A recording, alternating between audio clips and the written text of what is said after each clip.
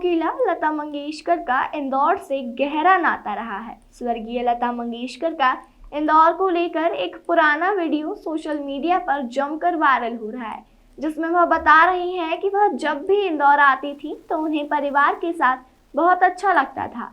इंदौर में खाने की बात करते हुए वो वीडियो में कहती दिख रही हैं कि वे सराफा में दही बड़े और अन्य चीजें खाती थी। मैं आपको इंदौर के बारे में क्या बताऊं। मेरा जन्म वहाँ हुआ है। मेरी मौसी और मौसी के सब बच्चे सब वहाँ बड़े हुए हैं। मैं जाके इंदौर में रहती थी उनके साथ और मुझे बहुत अच्छा लगता था। और आपका जो खाने का जो क्या है उषा म्हणतात त्याला सराफा, जो सराफा है, तो वहाँ जाके मैं दही बड़े और ये सब खाया करती थी। मुझे बहुत अच्छा लगता था। इंदौर तो कमाल की चीज़ है। स्वर कोकिला लता मंगेशकर का लंबी बीमारी के बाद रविवार को मुंबई के एक हॉस्पिटल में देहांत हो गया। इसको लेकर इंदौर में रह रहे उनके परिवार के सदस्य और उनके नाती श्रीमती दिव्या प्रगट से चर्चा की। उन्होंने कहा कि स्वर कोकिला के घर वह ग्रीष्मकालीन छुट्टियां बिताने हर साल जाती थी और अधिकतर समय उन्हीं के साथ बिताया करती थी।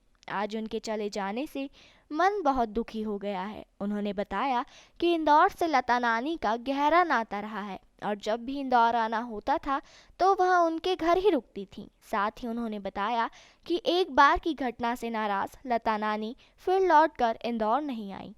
दरअसल लता मंगेशकर इंदौर में एक कार्यक्रम में शामिल होने आई थी, लेकिन कार्यक्रम में विरोध से नाराज लता दीदी ने फिर इंदौर वापस नहीं आने की बात कही थी, जो कि सही भी साबित हुई। आज लता नानी इस दुनिया में नहीं है। उनके चाहने वाले करोड़ों प्रशंसकों को गहरा दुख हो रहा है। इंदौर के नारायण बाग में रहने वाली दिव्या प्रगट ने बताया कि आखिरी बार लता नानी से 5 साल पहले बात हुई थी। उन्होंने कहा कि लता नानी का यूं चले जाना देश के लिए बड़ी क्षति है। मैंने जो उनकी जो दुखद खबर सुन के तो मतलब मैं बोलने लायक भी नहीं रही हूँ। ऐसा हो गया कि कुछ शब्द ही नहीं है मेरे पास। और लेकिन जो मेरा जीवन उनका मेरा पूरा जीवन ज़िंदगी के 22 साल जो मेरे बैचलर लाइफ के थे, उसके जो समर वेकेशन का सारा 3 महीना मैंने सब वहीं निकाला। मदर वहीं ले जाती थी, वहीं उन्हीं के संग नज़दीक रहती थी। मदर की मौसी थी वो। और हमको तो बिल्कुल ऐसा रहा कि मतलब मैं उनकी बेटी थी। इस तरह से जीवन यापन कर। अच्छा, कब आखिरी बार कब मिले थे आप उनसे? 5 साल पहले। कैसा व्यवहार था, मतलब किस बहुत तरीके से? अच्छा। मतलब उनमें तो कभी भी मतलब घमंड कभी आया ही नहीं। मतलब वो अपने हमेशा ज़मीन से ही जुड़ी रही। कितना भी कुछ होने, आज भी सादा जीवन ही व्यतीत करते हैं। क्या कहना पड़ता था उनका इंदौर के लेकर? इंदौर से तो बहुत खुश थी वो, बहुत खुश थी पहले। मतलब इंदौर में तो मौसी का घर ही था, वहाँ आना जाना चलता रहता था। मौसी का घर प्रेम नगर में था, काळे फैमिली। वहाँ हम लोग भी वहीं रहते थे। वहाँ वो आती थी, वो भी महीना 2 महीना रहती थी, समय बिताती थी। बहुत छोटे थे बहुत छोटे थे हम लोग तब तो उस टाइम का इंदौर भी कुछ अलग था। और उस टाइम के इंदौर में उनको बहुत सुहानापन लगता था, बहुत अच्छे से रहती थी। और यहाँ का खाना पीना सब कुछ उनको बहुत पसंद आता था। क्या ले जाते थे आप खाने वगैरह के लिए? जो उनको अचार, नमकीन और पसंद ये कुल्लई पापड़ वगैरह सब ये चीज़ें बहुत पसंद आती थी। आप जाएंगे वहाँ पर अभी? जी हाँ, कल जाएंगे। मैं तो सोच रही थी अभी पंख लगते हो तो मैं तो उड़ जाती। उनकी यादें तो बहुत जुड़ी हम लोग, क्योंकि बचपन हमारा पूरा उन्हीं के यहाँ ही घर पे गर्मी की छुट्टियाँ हैं। ननिहाल ने हमारा बॉम्बे। मम्मी का 3 महीने, हम 3 भाई बहन हैं, मम्मी हमको 3 महीने वहीं छोड़ देती थी। उनके घर में बहुत डिसिप्लिन था और मैं बचपन में बहुत शैतान थी, तो बहुत ज़्यादा ऐसा होता था कि वहाँ गए तो बिल्कुल डिसिप्लिन से रहना। बिल्कुल मम्मी पहले से हमको सिखा रही थी कि बिल्कुल वहाँ मस्ती नहीं करना, ये नहीं करना। तो हम बहुत, तो उनके पूरा घर डिसिप्लिन में रहता था। बिल्कुल एक डिसिप्लिन से बात करना, बैठना, खाना, हर चीज़ हमारा। तो वो चीज़ मैं अभी तक याद रखती हूँ कि वो ही डिसिप्लिन हमने वहाँ से सीखा है, जो अभी तक हमारे इसमें है डिसिप्लिन। अच्छा, सुना है कि आपकी शादी के समय भी आए हाँ, थे? मेरी शादी में आशा भोसले, उषा मंगेशकर सभी आई थी। करीबन 3-4 दिन रुकी थी वो यहाँ पर। दीदी को हम इसलिए नहीं लाए क्योंकि उनको लाना इन्हें बहुत बड़ी वो होती थी और उनका सब करना, उनकी जेठ सुरक्षा थी उनकी। तो फिर हम लोग उनको नहीं, उनकी बहुत इच्छा थी कि आके रहें हम तुम्हारे घर, और उनको खेतों में रहना, खेत में जाना उनको बहुत पसंद था ये। तो वही बस हमको मिस है कि वो आखिरी टाइम तक बोलती रही कि मुझे आना है और हम नहीं ला पाए। वो सबसे ज़्यादा हमको अभी हर वक्त मैं वही मिस कर रही हूँ कि काश कभी उनको लेके आते और रखते। वो है बस, बाकी सभी लोग आके गए घर पे तो हमारे, मतलब इतना उनके घर गए तो मेरी मदर इन लॉ को उन्होंने इतना, मतलब बोलते हैं ना कि सासू, मतलब मेरी सास को उन्होंने गेट तक छोड़ के आई, और ख़ुद उन्होंने ड्राई फ्रूट्स जूस, उनके यहाँ कैसे बाहर की चीज़ बहुत कम खाते हैं वो लोग, जैसे नींबू शरबत हुआ, वो मतलब गेस्ट आए तो उन्हीं को वो सब घर की चीज़ें वो ज़्यादा पसंद करते हैं देना सबको। स्वर कोकिला लता मंगेशकर का जन्म इंदौर में 1929 में सिख मोहल्ला में हुआ था। उनका इंदौर से विशेष लगाव भी रहा। इंदौर के चाहने वालों ने आज उनकी जन्मस्थली सिख मोहल्ला पहुंचकर उन्हें नम आंखों से श्रद्धांजलि अर्पित की। दरअसल उनका इंदौर से गहरा नाता रहा है, क्योंकि उनकी जन्मस्थली इंदौर रही है। आज देश ही नहीं, विदेश में भी लता दीदी के चाहने वालों की आंखें नम हैं। इंदौर में उनकी जन्मस्थली निवास पर उनके चाहने वालों की बड़ी संख्या उन्हें श्रद्धांजलि देने के लिए पहुंची थी। ओ मेरे दिल के चैन, ओ मेरे दिल के चैन, चैन आए मेरे दिल को दुआ कीजिए। ओ मेरे दिल के चैन, चैन आए मेरे दिल को दुआ कीजिए।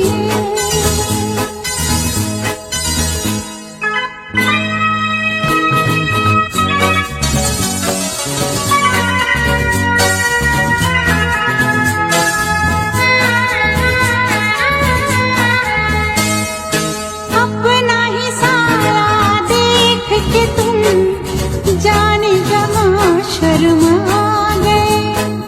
अभी तो ये पहली मंजिल है, तुम तो अभी से घबरा गए। मेरा क्या होगा सोचो तो जरा। ये बड़ी दुखद घटना है और ये भारत ही नहीं परंतु विश्व के लिए भी एक दुखद घटना है कि कितनी महान शख्सियत को हमने आज खोया है, जो कुछ गत दिनों से बीमार चल रही थी। और मैं परमेश्वर से प्रार्थना करता हूं कि उनके आत्मा को शांति मिले तथा उनके द्वारा किए गए कार्य से आने वाली पीढ़ी को एक अच्छा संदेश आ जाए कि किस तरह एक बचपन से लेकर आज तक वो काम करती रही हैं, सतत काम करने की जो प्रेरणा देती रही हैं सबको। ये हम लोगों के लिए, सबके लिए एक बहुत अच्छा संदेश है। ये मकान मैं 1928 में हुई थी, उस समय वाड़ा कहलाता था। उस वाड़े के अंदर एक बीच में कमरा होता था, वहाँ पे उनका जन्म हुआ था। और ये चीज़ हमको 1976 में जब मालूम पड़ी थी, जब उनकी मासी जी जो प्रेम नगर में रहती थी कुछ रिश्तेदारों के साथ यहाँ पे आई थी दिखाने के लिए, तो वो जगह बताई गई। फिर ये अभी 2004 के अंदर ये मकान इधर का हिस्सा वापस से टूट कर रिनोवेट हुआ है। पुराना हिस्सा 1960 में बना था, वो अभी भी एज इट इज़ वहीं। देखिए, आज बड़ा भावुक पल है, इंदौर ही नहीं पूरी विश्व के लिए, पूरी दुनिया के लिए बहुत भावुक पल है। लता मंगेशकर जी का जाना संगीत जगत के लिए बहुत बड़ी हानि है। सभी लोग दुआ कर रहे थे कि लता मंगेशकर जी जल्दी से जल्दी स्वस्थ हो और देश के लिए और विश्व के लिए अपने गानों से लोगों को उत्साहित करें, अच्छा गाने गाएं। मगर माता सरस्वती का कल बसंत पंचमी थी, कल माँ सरस्वती का दिन था, मगर आज हमारे बीच में एक सरस्वती माँ के बेटी के रूप में आज लता मंगेशकर जी चली गई। आज हम उनके पुराने निवास पर, जहाँ पर उनका जन्म हुआ, आज हम वहाँ श्रद्धांजलि देने के लिए इकट्ठा हुए हैं और हम बहुत भावुक हैं। इंदौर शहर का एक एक नागरिक आज बहुत भावुक है। स्वर कोकिला के निधन की दुखद खबर से पूरे इंदौर में शोक की लहर है। उनकी जन्मस्थली इंदौर में भी शोक संवेदनाओं की दौर में बीजेपी के महासचिव कैलाश विजयवर्गीय ने भी उन्हें याद करते हुए श्रद्धांजलि अर्पित की है।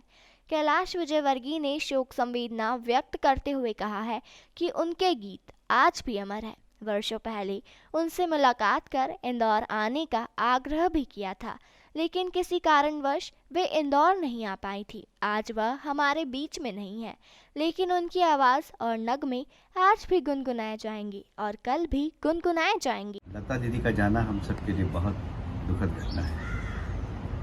इंदौर ही नहीं, देश ही नहीं, सारी दुनिया के वे संगीत प्रेमी जो उनकी आवाज़ के दीवाने थे, निश्चित रूप से आज बहुत दुखी हुए। मैं समझ सकता हूँ कि उनकी आवाज़ में वो ताकत थी कि कितना भी संत पुरुष हो, पर उनका जब प्रेम गीत चालू होता था तो उसके अंदर एक आनंद के लिए लहर ढूंढने लगी। कितना भी गैर जवाबदार व्यक्ति हो, पर उनके राष्ट्रभक्ति का गाना जब सुनता था तो उसके रगों में खून दौड़ने लगता था।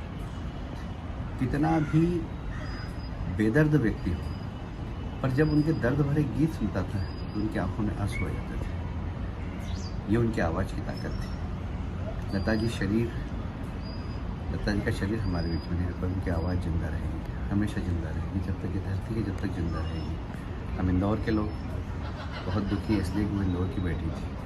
मैं मेयर था तब से चाहता था कि वो इंदौर आए, गया भी उनके पास, पर किसी एक घटना के कारण वो इंदौर आने के लिए तैयार नहीं थे।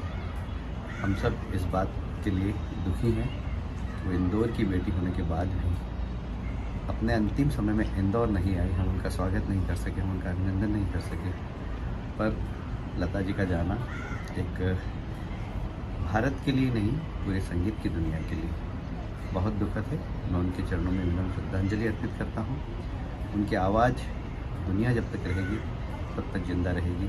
शरीर उनका भले चला गया। लता मंगेशकर के निधन पर दुख जताते हुए इंदौर सांसद शंकर लालवानी ने कहा कि आज एक युग का अंत हो गया है। उन्होंने कहा कि इंदौर की बेटी और भारतीय सिनेमा की महान गायिका लता मंगेशकर जी के निधन की दुखद सूचना मिली है। उन्होंने कहा कि जब तक सूरज चांद रहेंगे तब तक उनके गीत हमारे बीच रहेंगे। बहुत ही दुखद समाचार है।